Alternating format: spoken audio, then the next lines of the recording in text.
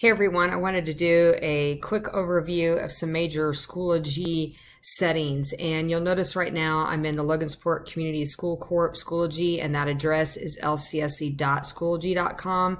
And sometimes students just search Schoology and then they get on other school pages, so we do want to be aware of making sure that we're there. If you're logged into your Chrome browser, you can find this under the LCSC bookmarks right here.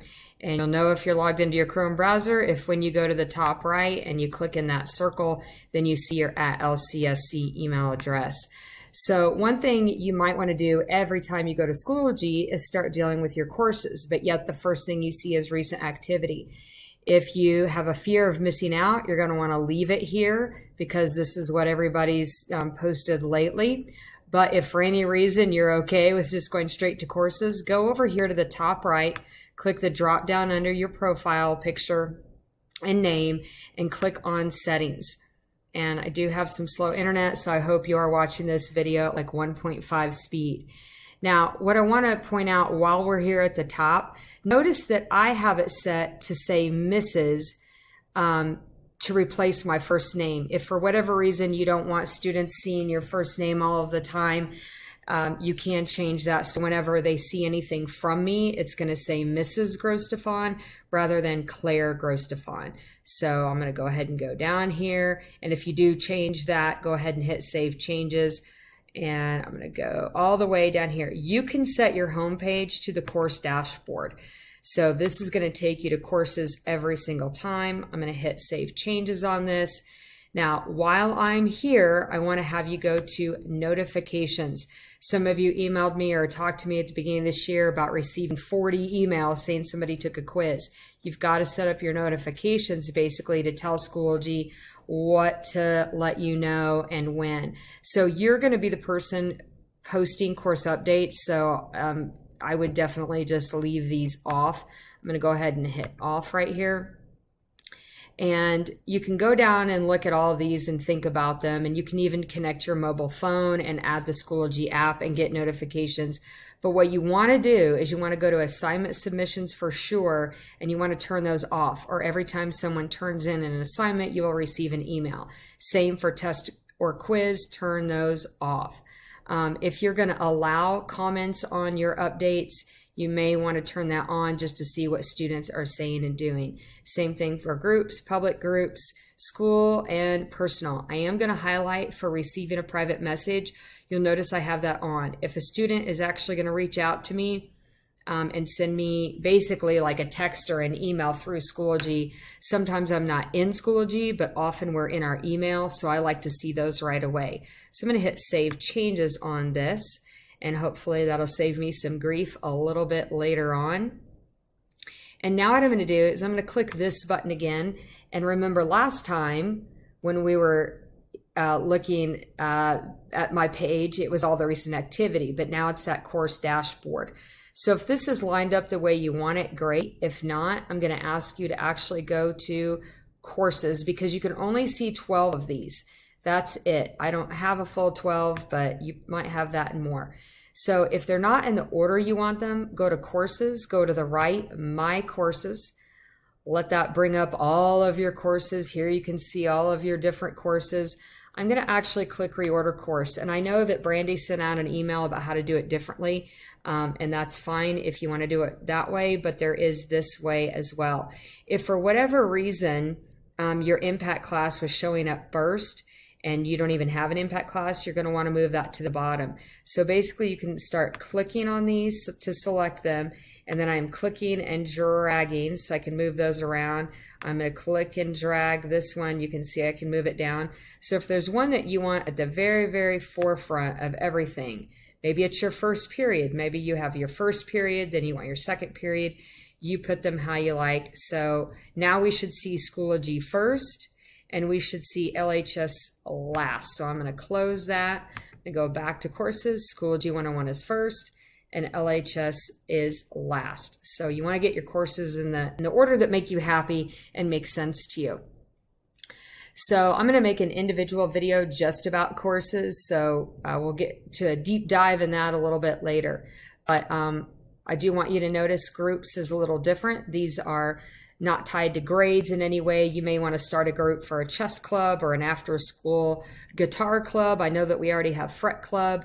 And so I'll make a whole video just about groups, but just realize that they're similar to courses, except there are no grades tied to this. We also have our resources button. Hang on, this has to load.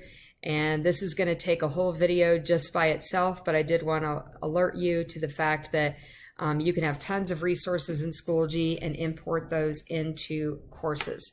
So there's a search bar that I don't find very helpful, and this little icon is the App Center. It only shows you these two, but if you click on the App Center, wait for it, wait for the big reveal and the excitement, you can see that you can add different things to Schoology as long as basically they're approved by our corporation. So you may want to play around and see what you can add. What you definitely want to have added is the Google Drive resource app, or you can just try it through Google Drive assignments.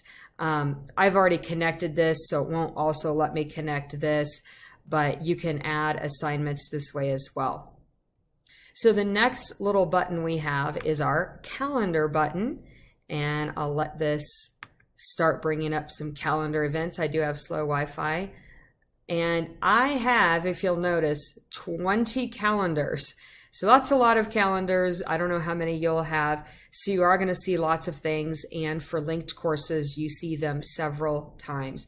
So I notice when I hover over this, this was a quiz that I made for my Schoology 101, Section 1 and 2. And so it shows it to me 2 times. And then if I keep going down, that's remote teachers. And this is remote teachers. So just all sorts of things here. You can view just one calendar at a time. So if for whatever reason you are trying to see if you posted something, let me remove all of these calendars.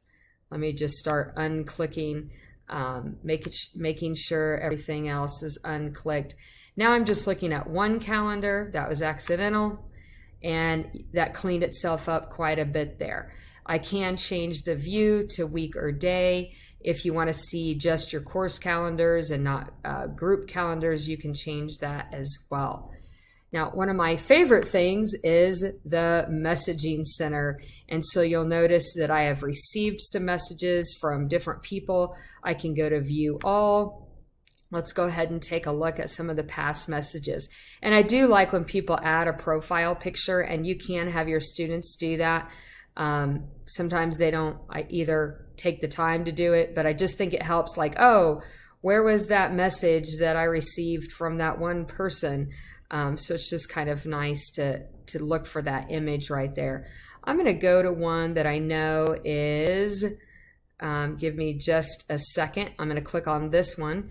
And this actually looked like it was from me, but it was actually from a student, Alexis Doss, who just left me a little note, like, I left a shirt in your room.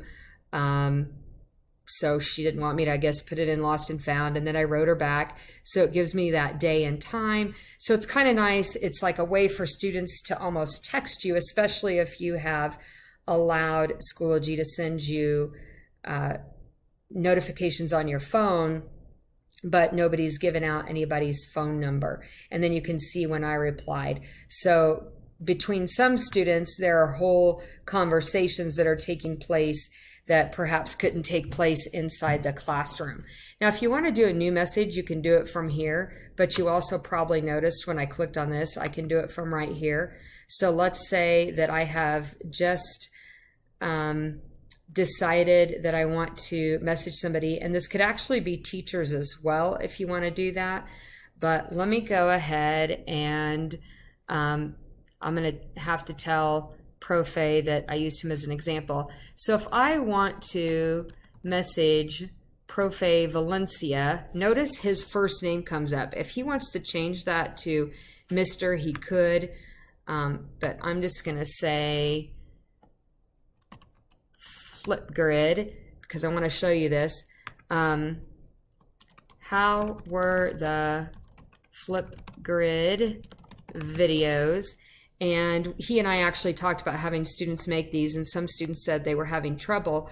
But what's great is they could go to new message and they could click the microphone and actually do an audio and video recording, which would be very important in a world language class.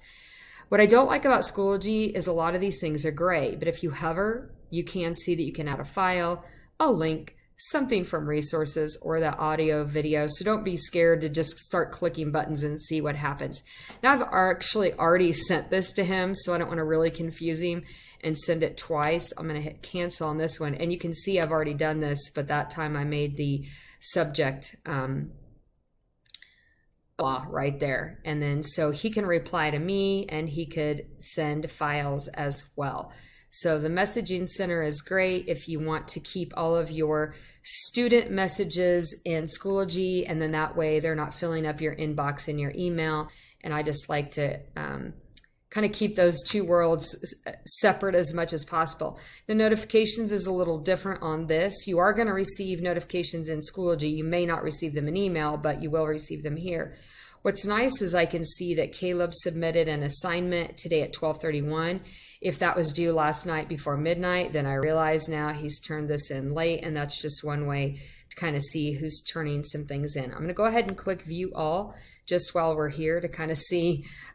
You will be getting a lot of notifications, but that's okay because we've turned them off in our email. So if you are wondering about students, what they're doing and when, you can see that here. I know some of us are very strict with our deadlines and we want to see that information. So here I am all the way back to my name. And you can look at your profile if you want to add, let's say over here, if you want to add an actual image, you can do that from here, and you can change the info and some of your connections, activities, and interests if you're interested in making that really up to date. So thank you for joining me for this general overview and some what I would say are important settings.